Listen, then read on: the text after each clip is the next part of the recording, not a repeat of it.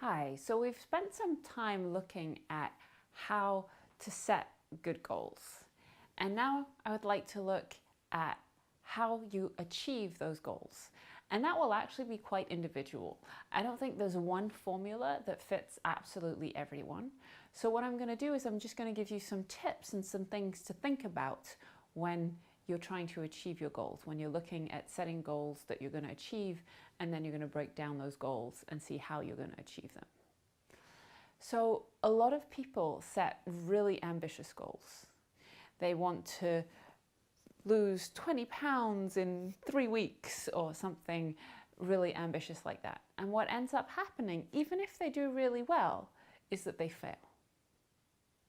And however well they've done compared to what an average person would do, or compared to what they're capable and what's possible, they feel really bad about themselves because they haven't achieved what they set as a goal. And when we create those cycles, a lot of people create those cycles with dieting. They diet again and again and they fail to achieve the weight that they want to achieve, and then they have to start over and over.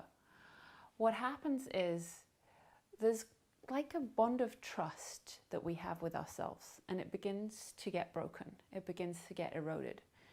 And we stop being able to trust that when we tell ourselves we're going to do something, we're actually going to do it. We're actually going to achieve it. And some people say that that can ultimately lead to a depression, but definitely it's not a good cycle. It's not a healthy cycle. It's not a happy building cycle. So what I advise people is to consider being really careful what they commit to. So commit to things that you genuinely believe that you can achieve. Make small steps, consistent steps, because consistency is so important. And then you'll build trust in yourself, and you'll learn to achieve more and more, and your achievements will become bigger and bigger, and they'll feel somewhat effortless instead of feeling like you have to put everything into this one thing. This may not be your personality type at all.